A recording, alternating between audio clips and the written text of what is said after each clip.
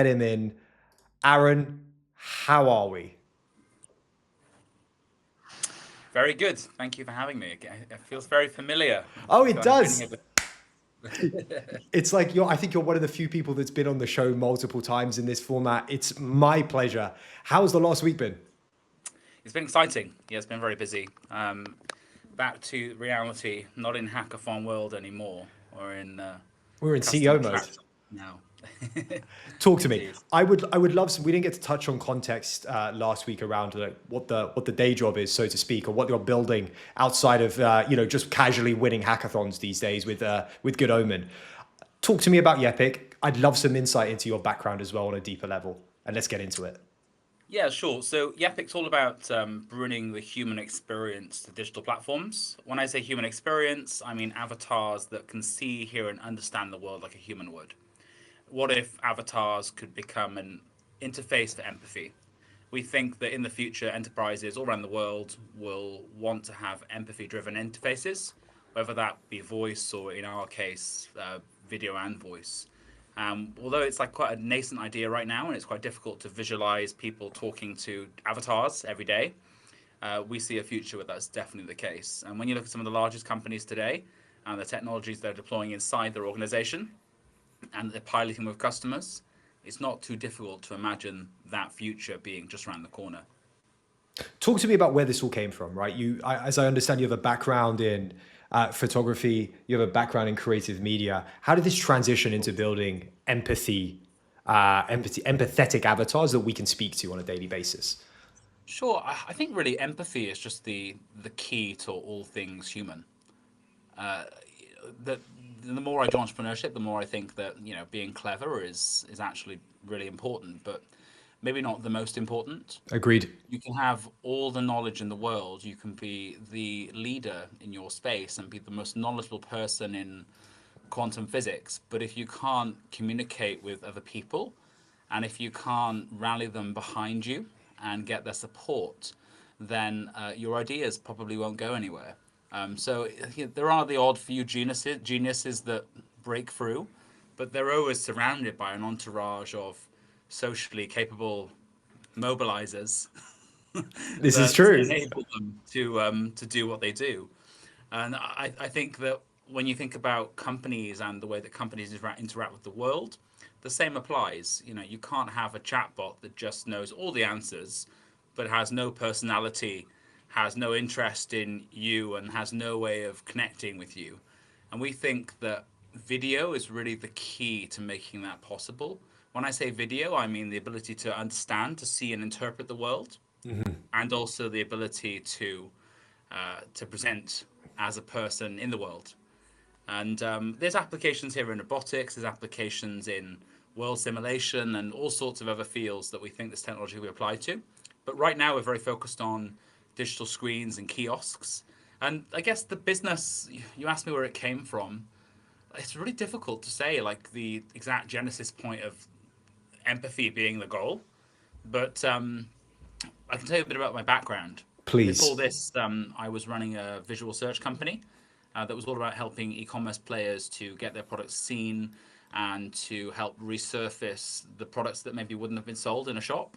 So you had less overstocks and you had less overstock and more of the understocked products. That was the thesis of C Fashion, using visual search as an input signal.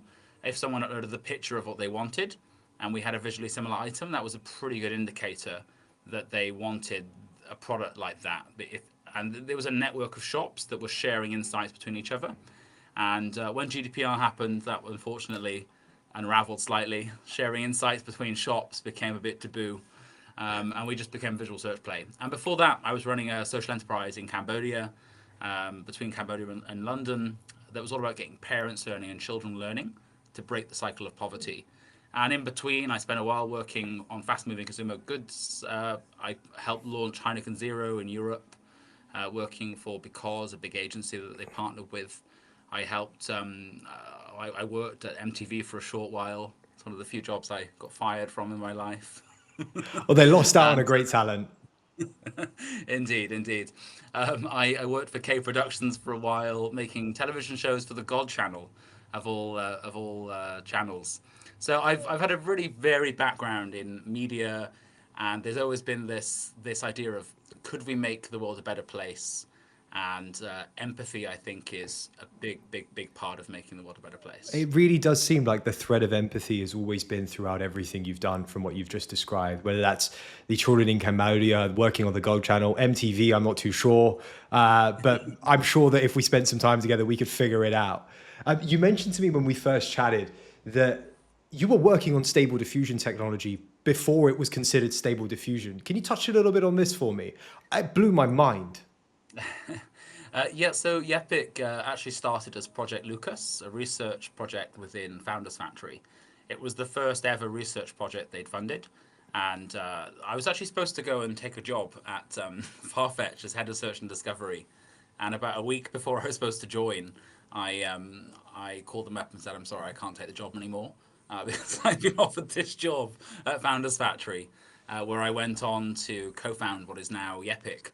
And the initial thesis was, what if we could use this new technology called GAN, GAN, to make all the photos that people uploaded to like Depop or one of these consumer marketplaces style consistent? What if we made all the trainers look really nice? Because some of the pictures people upload, you might have a really good product, but photographed badly, and it just doesn't sell or achieves nowhere near the right amount of revenue. And these platforms are all about revenue optimization because the higher they sell the product for, the higher their cut of the sale. There's a vested interest there. And we started working on this idea of generating images. This was nearly 6 years or 5, 6 years ago Oh, wow. in March 2019. And with my co-founder, Dr. Yanis Karazines, we built out this proof of concept. And we had another guy called Jakob Langer working with us for a little while from Oxford. And he actually wrote the world's first book on GANs. So we had a killer team at the start, and we built out the first diffusion model, but it wasn't very stable. It was very style inconsistent Very and unstable. very unstable. Unstable diffusion would have been the paper name had we launched it as a paper, and it really was a groundbreaker. You know, like we moved away from GANs to this diffusion-based pipeline before it was a thing, before the stable diffusion paper came out. Yeah, it wouldn't have been possible had we not had the bright minds we had. And actually, Epic, we've been at the forefront of many incredible things. We were the first to do talking photos in the world. That's where you could upload a picture and you could bring it to life. Sorry, We were did I hear also that right? Did you say in the world? That's incredible. Yeah, we were the first. But we just never really raised money. And I think, unfortunately, raising money is seen as like the thing that really matters rather than building a company that's built to last. I've learned my lesson. The next thing I do moving forward, it's all about raising money because, you know, when you have the winning recipe, you need to have a war chest to go out and defend your position in the market. And what we found was that we'd have these incredible breakthroughs and we'd get loads of users, but then we didn't have the infrastructure to support them. People got a negative perception of the company. And then someone else would swoop in with their venture backing and their 100 engineers. And 3, 4 months later, we built something a bit more stable and would clean up. The same happened with real-time talking photos, being able to talk to an avatar, like the now core business that we have. We were the first in the world to do that as well. But But we we just all, didn't it's incredible have that you the were before infrastructure. character AI, but we remember Yeah, character AI, right? exactly. Because they raised a $1 billion valuation, right? How insane. Trying to get mind share with the journalist when you haven't raised hundreds of millions, but you have like 100,000 customers or 100,000 users. It's difficult, you know, because people often equate value to how much money you've raised rather than what you've built. In the time that we've been building Epic, about 20 companies have raised more than $1 million of venture backing and failed in our space to compete with us. Really? Yeah, it's a very or failed or So sold. is that You know, because you have a very defensible technology?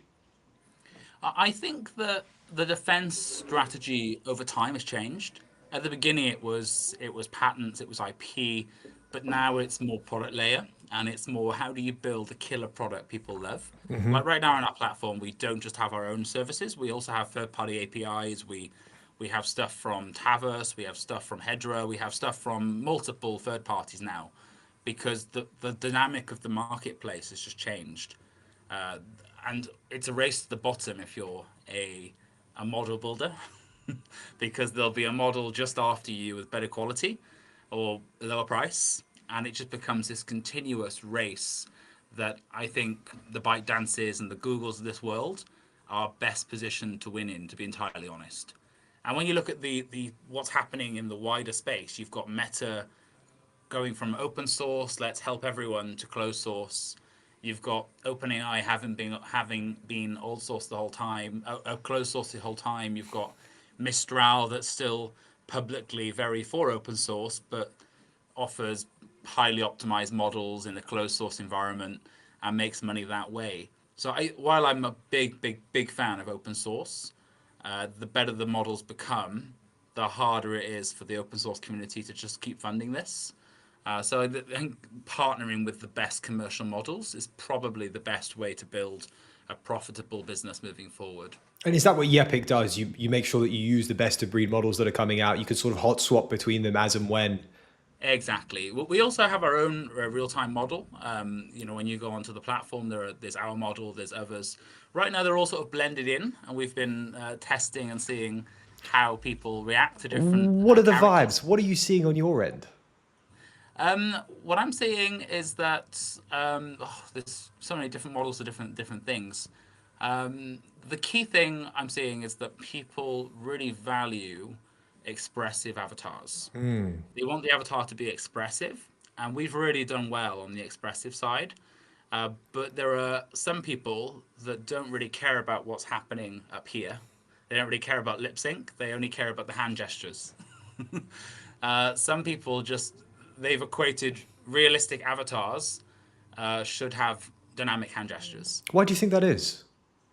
I think it's because so many of the avatars in the past 12 months have had quite good lip sync, but they've had really bad body gestures that haven't correlated, and Right. it gives people the ick. When you have an avatar that looks like it's sort of doing it right, but it's not, and you can't quite tell why. It just gives you this uncanny valley ick feeling. I don't think that actually it's one or the other. I think you have to do both. So we have a model we're building internally that controls the hand gestures in real time. The closest competitive example would be Synthesia's Express 2 model. They have an expressive model. It's not real time though, but we're doing that in real time. And I How, think that with the lip sync is very important. how do you get the efficiency to do it in real time? And why do you need it in real time? Is it because that you want to be able to deliver value faster, or is there an ulterior motive there that I'm not seeing? Yeah, so I guess there's a few reasons. Like the main reason is that you can't have empathetic interfaces that aren't real time.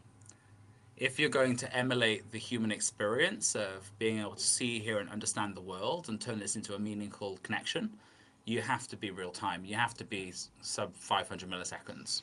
And that's the goal for us as a business. But separate from that, if you look at the competitive landscape, it's moving fast. And the real time space is still one of the very difficult spaces to work in.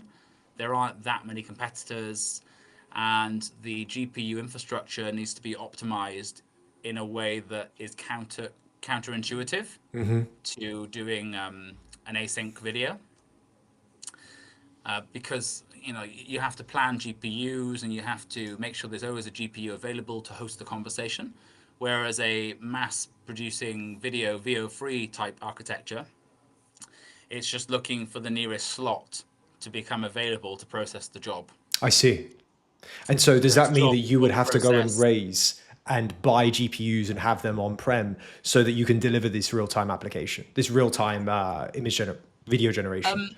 No, like it's quite the opposite. You need more resources to do the real time stuff. But if you've got just a real time operating system and you can track all the behaviors of all the real time users across your user base, it gives you optimizations that a new player wouldn't have.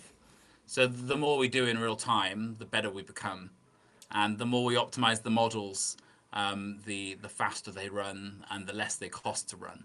And I think really that's the advantage we have. It's that combined with the IP and the accumulation of what works and what doesn't, and also the open mind to all new technologies like diffusion transformer models and VAEs.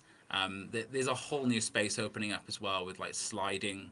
I can't remember the name of the paper now, but there's a whole bunch of really cool things that are happening right now that will have a huge impact. We'll make sure to tag the paper. This reminds me a lot of a patent that Sony. So I think they patented. It was having a camera in the TV screens back in like 2006, 2002. We'll double fact check this. And the whole premise was they would be able to watch you so that they could confirm that you are watching the ads, right? What I Yeah. see with Yepic is like, imagine that, obviously with the iPhones and the screens and etc. That we have now with sort of Face ID, but being able to actually have a real conversation with that quote unquote advert or that quote unquote interaction that you're doing. And I think that that is super powerful to building share of mind for the product that you're selling or whatever value you're delivering, right? Yeah. And I think that that has a huge impact commercially. But also on that point of like the Sony project, I read recently that inside Android devices, there's like an adaptive brightness setting that actually feeds data back to advertisers to show when people are engaging and watching the And is ads. that why my screen changes on certain ads? I don't know. I'm curious. I've been reading into it. I haven't found any concrete evidence, but I'm really curious to find out a bit more about this. That's really interesting. See, I've thought about it for a long time. There are on certain adverts, the screen is a slightly higher brightness compared to previous Yes. adverts, and you always end up coming back to it, and it sort of keeps you engaged on the ad in a false sense rather than like I actually need this right now. Do you think they'll start doing those to your avatars in time? I do think that the biggest change you'll see at Yepic in the coming months is a move away from just avatars to more broad stream video. So recently, with the Good Omen guys, we managed to demonstrate some key competencies and some ideas that we've been having about the future of video. The main one being that future video platforms won't just be avatars. If you look at even HeyGen now, they've just launched like a general video generation platform. InVideo's had one forever, using stock photos and stock videos, and I really feel like the business prosumer consumer type customer of tomorrow, and even of today, they don't just want talking head videos. They want an avatar that's aware of their surroundings, that's able to pick up a coffee cup, that's able to track and move their head based on the person they're speaking to. They're also able to walk around in an environment, and they're able to engage not just with what's seen on your camera feed, but also what's happening in their world, in their digital artificial world. And I think that that is the type of technology that you're going to see us be building in the near future. And I think that is where the market's heading. An avatar in a classroom setting that's just a foreground against the background, that's going to become pretty redundant in a few years' time, because the rate of change is just moving so much closer to reality. And I think we're also going to see gaming engines and generative engines sort of converge at some point. And you're seeing it now with the Genie free paper from Google, and the work of several open source curators as well in the space. Like, the idea of world simulation is a very important product, a very important problem to solve for robotics, and it's also very important to solve for gaming and entertainment, and the applications are just huge. In the future, will we generate films? Yes. Will we generate films where everyone has a different narrative of different characters and different endings depending on how they feel? I think also yes. It's an incredible world that we live in. Can you get technical with me for a second?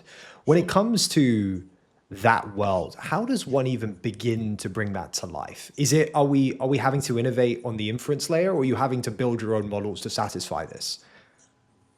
Yeah, so right now we're very much focused on taking best-in-class models and best-in-class open source and taking everything we know and applying it to open source tech, just because the space is moving so incredibly fast. We used to build our own foundation models, but I feel like the boat has sailed on that moment now. And So yeah, it's a bit of inference. Like for me personally, I'm reading research papers every week. Like every Sunday is my research paper day, where I'll sit down and I have a tracker that looks through the research papers that are coming out, and I get a summary on Sunday morning of all the top most interesting things that come out this week. What's the most And interesting this week? this week, there's a paper called Stable Avatar that allows you to create long form avatar content using WAN 2.1 and a host of other models. The problem with WAN 2.1 and actually most video generation models right now is that you can only generate up to like 30 seconds. After 30 seconds, you lose temporal consistency because it's a shifting window that changes over time, and by frame 1,000 or by 2,000, you end up with very little from the very first frames, and it becomes like a blurry mess over time or distorted. This paper actually solves that problem, and they have completely open sourced it. It's available for anyone to download. It runs in Comfy UI, and it just came out a week ago. So it's a very, very exciting paper for hobbyists at home thinking about making really high quality avatars. And some of the concepts in there are very, very interesting. And so you consistently read these papers so you can stay on the cutting edge and then apply it to the Yepic product. Exactly. For example, the Good Omen team, we won the hackathon last week with a play on a paper around editing. So there's a paper that's been out for about 6 months now that allows you to dynamically edit video and insert objects into video using masks. This is incredibly inefficient, and we had a thesis around how you could do this much quicker by using keyframe editing, and we demonstrated. Sorry, go on. No, I was going to say that's really interesting, keyframe editing. Yeah, and we demonstrated in the space of 20 hours, without having done any work on this before, only having talked about it, that you could in fact build out the same system using keyframe editing if you had a temporal consistency model.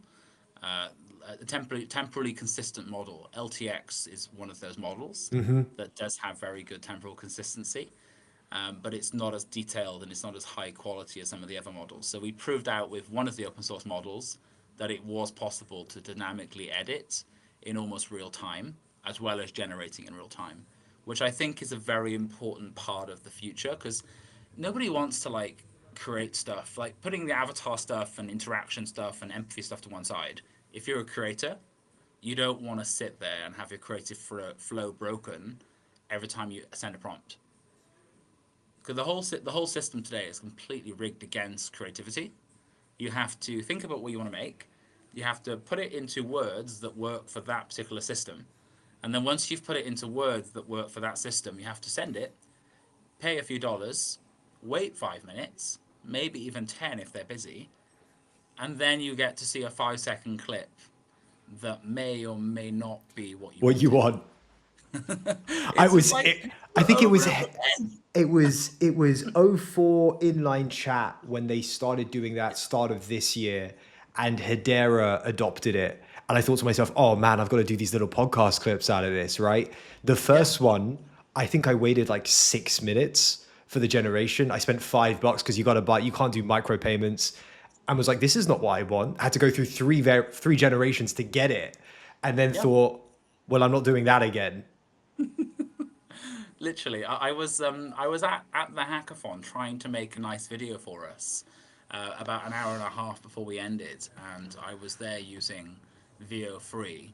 I was trying to make a video comparing how it was to make a video with VO3 versus our tool, and I couldn't actually make the VO3 comparison. It took me so long to make each clip, and they were all so far away from what I wanted that I couldn't do it. I wanted to have like people around a campfire discussing a voiceover discussing the idea of storytelling and how it's something that humans have always done. It's a real time interactive experience. And then like this scene from like outer space where this meteor comes down to Earth. I couldn't make it happen the way I wanted it to happen in 1 hour. It's just like so soul destroying when you don't know the prompt that you need to make the video you want. which is why having real-time previews is really the golden missing piece that I think we solved in that hackathon. I love it. And it's awesome that you were almost working on features in the hackathon that sort of can plug and play into Yepic or build upon that. It is quite literally building in public. And I think that's amazing. Yeah. Talk to me about Yepic in the future. Obviously, we've talked about like obviously what you're going to spend time on, but commercially, what are the goals moving into the next year or over the next couple of years? Is the goal to scale the business, raise capital, or is it to compete? Is it to keep iterating on the technology? Yeah, so the goal is to be the world leader in real-time interactive video technology. That is the goal. We think that's a huge area that's going to see a lot of improvements. And right now, I am doing hackathons, doing these extracurricular things to almost test and validate ideas without having to derail my team. We have a very, very small team, and we've actually brought the company back from the verge of bankruptcy. Like Congrats. late last year, we were literally on the verge of bankruptcy, and we had a few things go down in the company that were not cool. My co-founder is no longer with us. Our head of engineering is gone. A whole bunch of staff members were also removed at this time. And we were very worried at the end of last year. We were like, is this the end of the business? But me and the CTO Mark, we completely turned around the company and took it from like being like almost zero revenue on the verge of dying to like 2.5 million in ARR. In a And year. looking to end the year on 4 million. Yeah, it's been a crazy exciting year for us. But now we're only like 7 people, so it's really important that we don't derail the business by just spreading ourselves too thin, which is ironically what we did for the hackathon. Just 3 of us. We did 2 projects. So spreading ourselves thin is definitely how we roll, as certainly how I roll as a business. But yeah, like we've been validating these ideas, and we don't want to like derail the core work with our core customers, because that's really important, and it's critical that thrives and that does very well. So these hackathons are really fun ways to partner with new people, to see what it's like to work with additional incredible talented people. Like for example, Marco and Geo. Like I just met them like randomly at a drinks event for the hackathon that we won the week before, the one that we just won. And we started partnering together. And I think there's definitely something exciting that's going to happen there. We're not quite sure yet how it's going to take form, but you're going to see something exciting happen real soon. I've reached out to Um, Gio and Marco. We're going to definitely have them on the show because yes, they seem like incredible people. they really are incredible. I think it's a bit complicated for them because the Epics obviously had so much of a story. We have like more than 750 huge, incredible customers with us. We've serviced the government. We've been going for quite a long time, and we're working on the Omani national elections now. That the registration kicks off next year. We have a big event with them in September for their event called Comex, which is like their big tech event, the biggest tech event of the year, like Web Amazing. Summit for Oman. But we're Incredible. going to be showcasing this interactive avatar for registering voters, and then throughout the actual voting, giving live updates. It's like almost like a TV show, if you like, presented fully by avatars. You're going to put me out of business, Aaron. Oh, impossible, impossible. Dude, this has been an absolute pleasure. We're going to have you on again because we're going to do a deep dive on some of the papers that you're reading. But I will absolutely catch up with you in person. Thanks so much for the time. Thank you. See you soon. Take care. Thanks, Aaron.